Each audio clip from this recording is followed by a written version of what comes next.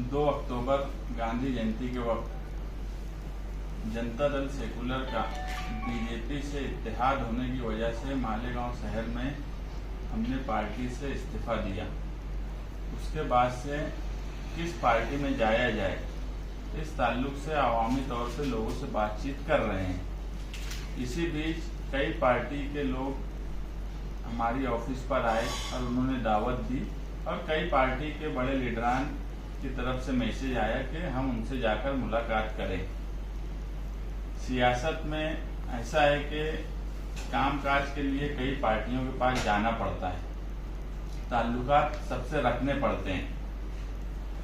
इसी को बुनियाद बनाकर हमने अभी 2 दिन से साजिदा मैडम, शान हिंद और मैं बम्बई में कई लीडरान से मुलाकात की है, क्योंकि हम अब ये बात मानने लगे हैं कि मालेगांव शहर में जनता दल से इस्तीफा देने के बाद जनता दल के वर्कर ये सिर्फ अब जो बात निहाल साहब के मानने वाले हैं ये उनका मुस्तकबिल नहीं तय करेंगे।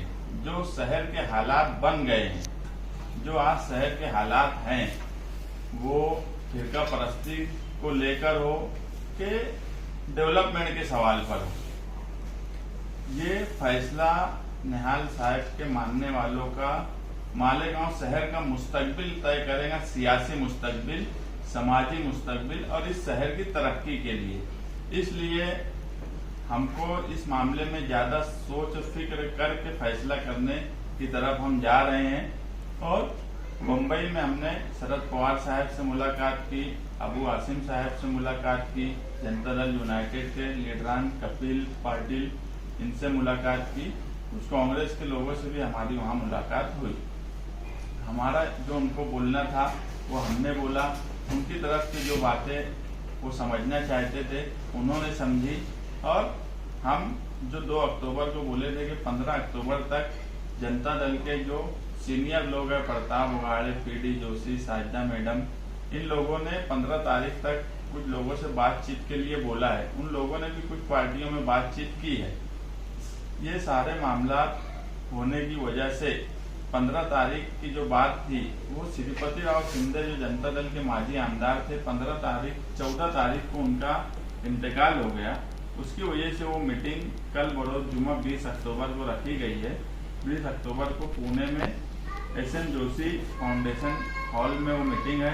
कल हम लोग पुणे जाकर पार्टी के जो दूसरे लोग हैं उनकी क्या राय है और हमारी क्या राय है वो सब बातचीत करके पुणे से आने के बाद हम किस तारीख को पार्टी में शमूलियत इख्तियार करेंगे इसका ऐलान करेंगे। कौन सी पार्टी में शमूलियत?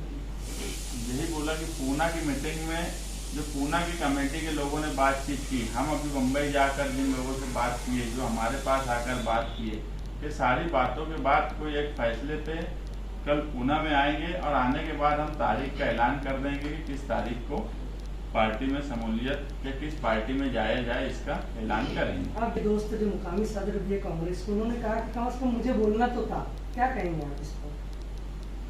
वो बात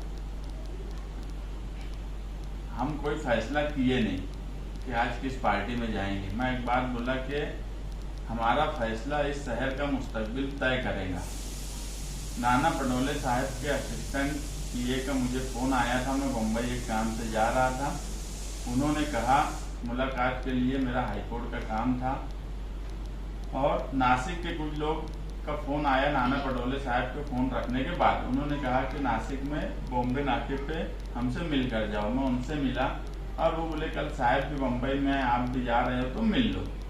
तो मैं बोला मेरा कोर्ट का काम है, शाम में अगर उनसे मुलाकात होंगी तो मैं मिल लूंगा। तो 5 बजे का टाइम लिए, ये 4 अक्टूबर की बात है। मैं जाकर उनसे मिला और अनऑफिशियल वो मुलाकात थी। और मैं उनको ये भी बोला कि हमारी जो पार्टी के सीनियर लोग हैं, वो कमेटी बनी है, वो लोग बातचीत कर रहे हैं, उससे पहले हम कोई बात नहीं करना चाहते। हम अभी भी मिलने की जो बात तय की है शरद पवार साहब से या अबू आसिम साहब से या दूसरे लोगों से, तो हमने 15 तारीख के बाद ही तय की है। उस वक्त यही बात थी। और ये एजाज बेग को मैं खुद 10 तारीख को जब वो मुझसे पूछे तो मैंने उनको पूरी डिटेल बता दिया था। वो क्यों उस पर इतनी बात कर रहे हो मेरी समझ के बाहर है। लीडरान से आपकी मुलाकात हुई, आपने नाम नहीं बताया। मुंबई में आप पीछे मैं नाना पटोले साहब से मिला था 4 अक्टूबर को। अभी नासिक के कुछ लोग थे कांग्रेस के, शरद आहिर और उनके साथ में एक टीम थी। ये मुझे मुंबई में मिली थी। वो मुझे बोले भी कि नाना पटोले साहब से गुरुवार या शुक्रवार का हम टाइम लेते, मगर हमको पूना जाना था। तो हम बोले कि हम लोग पूना जा रहे 20 तारीख को, हमारी मीटिंग है, हम उसके बाद ही अब अगर दोबारा मुलाकात की ज़रूरत रही तो मिलेंगे। शरद पवार साहब से हमारी सिल्वर ओक में कल रात में 9 बजे मीटिंग हुई। आधा घंटे तक हमारी बातचीत हुई। जनरल भी बहुत से इशूज पर बातचीत हुई और उनका यही बोलना था कि बीजेपी के खिलाफ जो फैसला किए, देवेगौड़ा साहब ने ऐसा क्यों फैसला किए, मैं खुद भी हैरान था। मैं उनको भी बोला ये बात, ऐसा वो बोले कि संसद में मैं उनको बोला कि यार ये फैसला सही नहीं है, मगर उन्होंने जो भी बातें बोली वो उनके फैसले पे कायम रहेंगे। ऐसी ही बात उनकी बातचीत से भी समझे। और उनका ये बोलना था कि निहाल भाई के साथ मैं काम किया हूँ और कभी ये नहीं हुआ कि मैं उनको ये बोलूँ कि वो हमारी पार्टी में आ जाए या हमारे साथ काम काज करे, क्योंकि वो एक नज़रिए के साथ चलते थे। वो साहब के उनके जो भी मरासिम रहे हो उस ताल्लुक से बात हुई। और अब अगर आप लोग पार्टी छोड़ दिए हो तो मैं चाहता हूँ कि निहाल भाई की फैमिली मेरे साथ कामकाज करे। अबू आजमी साहब से भी यही बातचीत हुई कि जो हमारे जो पार्टी के कमेटी के लोग हैं, प्रताप उगाड़े, पीडी जोशी, ये लोग भी अबू आसिम आजमी साहब से मुलाकात कर चुके थे, तो डिटेल में उनसे उनकी बातचीत हो चुकी है।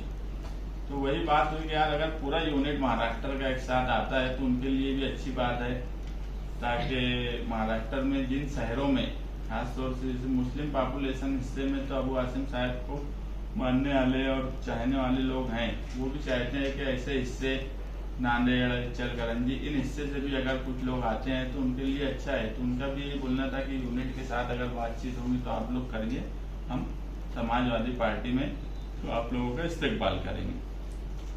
हम कहीं ना कहीं आने वाले वक्त में, अभी तो कौन सा इलेक्शन पहले आएगा, लोकल बॉडीज के इलेक्शन रुके हुए हैं, आने वाले वक्त में ऐसे हालात दिखते कि पहले पार्लियामेंट का इलेक्शन होने वाला है, उसके बाद कारपोरेशन का होगा कि असेंबली का होगा, वो बात आज क्लियर नहीं है। मगर मैं जो बार बार बोल रहा हूँ कि हमारा फैसला इस शहर का मुस्तकबिल तय करेगा। तो असेंबली का जो आने वाला इलेक्शन है, कहीं ना कहीं उस इलेक्शन में ये शहर ऐसे हालात दिख रहे कि एक बदलाव की तरफ जाना चाहता। अगर शहर उस बदलाव की तरफ जाना चाहता तो हम उसका इस्तेकबाल करेंगे। अगर मालेगांव के शहरियान जो हालात हमको दिख रहे, और मैं नहीं, दूसरी पार्टी के लोगों की सर्वे रिपोर्ट जो हमसे आकर मिले, वो कहीं ना कहीं ये बात बोलते कि आज की पोजीशन में जो जनता दल के कामकाज की वजह से 40-45 हजार वोट की पोजीशन आज उनके सर्वे में, ये हमारा सर्वे नहीं है, ये दूसरी पार्टी के लोगों ने हमको आगे सर्वे बताया और उसी हिसाब से हम आगे कामकाज करना चाहते हैं। नहीं, देखो, सदर और लीडर ये दो अलग अलग डेफिनेशन है। सदर और लीडर ये दो अलग अलग चीज है। और हम जिस पार्टी में भी जाएंगे, उस पार्टी के मुकामी लोग जो भी हैं, हम जब फैसला ये कर लेंगे कि फला पार्टी में जाना है, तो मुकामी लोगों को हर हाल में इंशाल्लाह हम साथ में लेके चलेंगे। हाय वाली बात कर, निहाल साहब के उसूल को सामने रख के ही कोई भी फैसला करेंगे। बस हमारी चार्ज ये है कि महाराष्ट्र के जो यूनिट के लोग हैं, जो भी हैं, हम एक साथ एक फैसले पे आ जाएं, और उसी के लिए कल मीटिंग है। इसलिए कोई लाइन ऐसा सीधी सीधी तय नहीं है। हाँ, ये अगर मैं बोलूंगा कि इस्तीफे से पहले हमारी एक लाइन तय थी तो गलत नहीं रहेगा, मगर इस्तीफे के बाद जो सियासी हालात बने और जो हमको इस्तीफे के बाद जो शहरियान के साथ बातचीत करने का मौका मिला और जो सिचुएशन हमने देखे, तो बहरहाल हम थोड़ा कंफ्यूज हुए उस मामले में। इसीलिए बातचीत का सिलसिला हम ज्यादा कर दिए कि यार अब इस बात का, पहले हमको लगता था कि हमारी पार्टी का मुस्तकबिल तय करना है, मगर लोगों से मिलने के बाद हमको यह एहसास हो गया कि इस शहर में लीडरशिप की कमजोरी कहीं ना कहीं इस शहर का मुस्तकबिल तय करेंगे हमारा फैसला। हम जहाँ तक मानते हैं कि हमारे जो भी ऊपर के बड़े लीडरान हैं जनता दल के, जो इस फैसले के अगेंस्ट में हमारे साथ हैं, वो मालेगांव को ध्यान में रख के फैसला करेंगे।